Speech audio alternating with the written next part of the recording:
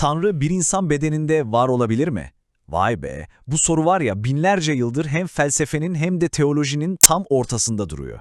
Bugünkü konumuzda ilahi bir varlığın, diyelim ki Tanrı'nın bir insan bedeninde görünür hale gelmesi fikrini yani enkarnasyonu masaya yatıracağız. Ama bunu yaparken özellikle İslam düşüncesi bu işe nasıl bakıyor ona odaklanacağız.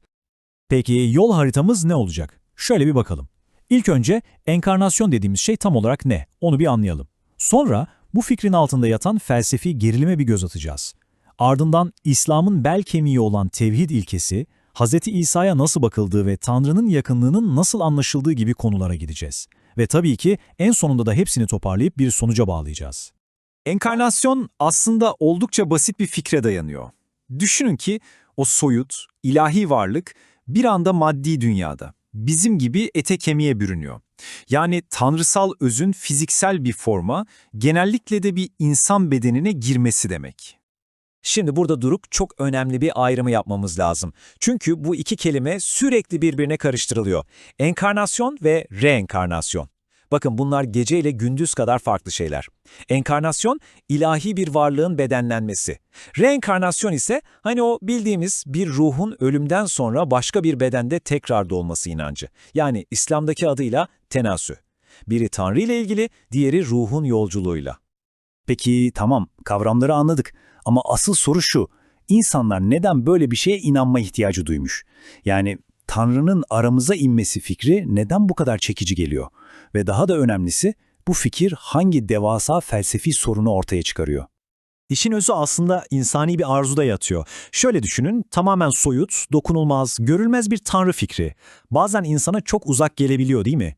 İşte enkarnasyon fikri bu boşluğu doldurmaya çalışıyor. Tanrı'yı daha yakın, daha elle tutulur, tarihin içinde yürüyen biri haline getiriyor. İnsan karşısında görebileceği, bir şekilde bağ kurabileceği bir ilahi figür istiyor. Ama işte tam da bu arayış bizi felsefenin en büyük çıkmazlarından birine getiriyor.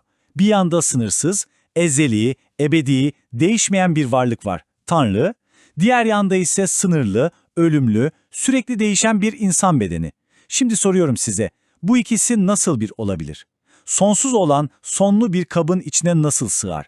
İşte bu enkarnasyon fikrinin kalbindeki o devasa paradoks.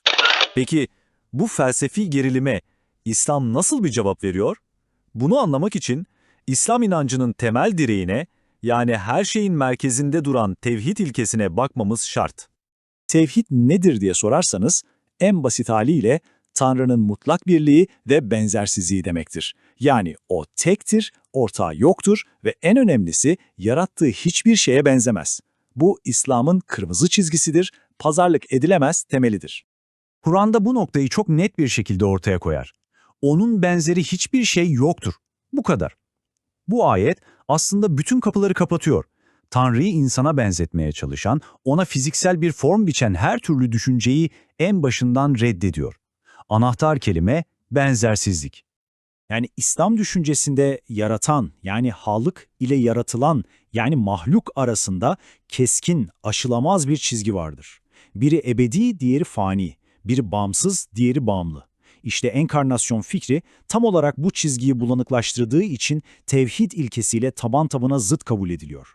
O çizgi bir kere silinirse Tanrı'nın o eşsiz ve benzersiz konumu sarsılmış olur. Peki bu teorik çerçeve pratikte nasıl işliyor? Gelin bu konunun en çok tartışıldığı isme, yani Hazreti İsa'ya, İslam'ın nasıl baktığına bakalım. Şimdi İslam'da Hazreti İsa'ya inanılmaz bir saygı duyulur. O en büyük peygamberlerden biridir, mucizelerle desteklenmiştir. Ama işte burada çok net bir ama var. Kur'an onun Tanrı olmadığını, bilakis bizim gibi yiyen, içen, uyuyan, Allah'a dua eden bir kul olduğunun altını defalarca çizer.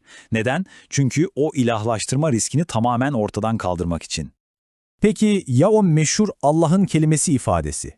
Evet, Kur'an'da da Hz. İsa için bu ifade kullanılır ama anlamı tamamen farklıdır.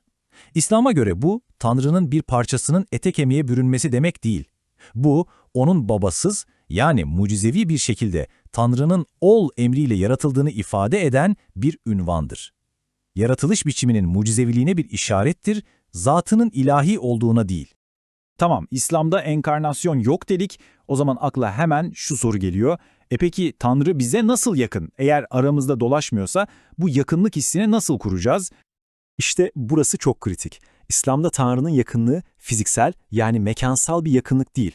Bu onun sıfatlarıyla kurduğu bir yakınlık. Yani o ilmiyle her şeyi bilir, dolayısıyla sana yakındır.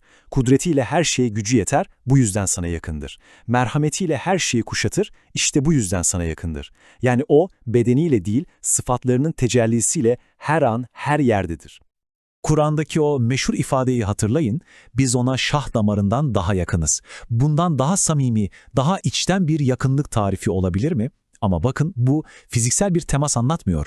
Bu onun bilgisinin, kontrolünün ve varlığının ne kadar mutlak olduğunu anlatan müthiş bir metafor. Ve işte o muhteşem denge burada kuruluyor. Bir yandan sana şah damarından daha yakın ama öte yandan onun benzeri hiçbir şey yoktur. Yani İslam teolojisi bu iki ucu bir arada tutar. Hem sonsuz derecede yakın ve samimi hem de sonsuz derecede farklı ve aşkın. İşte bu denge Tanrı'yı ne insanlaştırıyor ne de ulaşılamaz kılıyor.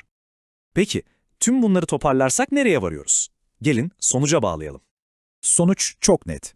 İslam inancı, enkarnasyon doktrinini, yani Tanrı'nın bedenlenmesi fikrini kabul etmez. Neden? Çünkü bu fikir, en başta konuştuğumuz o temel direkle, yani tevhid ilkesiyle, Tanrı'nın mutlak birliği ve benzersizliği prensibiyle temelden çelişir. Yani özetin özeti şu: 1. Tanrı mutlak anlamda benzersizdir. 2. Yaratan ve yaratılan arasındaki çizgi nettir ve korunmalıdır. 3. Tanrı'ya yakınlık fiziksel olarak değil, onun her şeyi kuşatan sıfatları aracılığıyla hissedilir. İşte İslam'ın bu konudaki duruşu bu üç temel üzerine kurulu.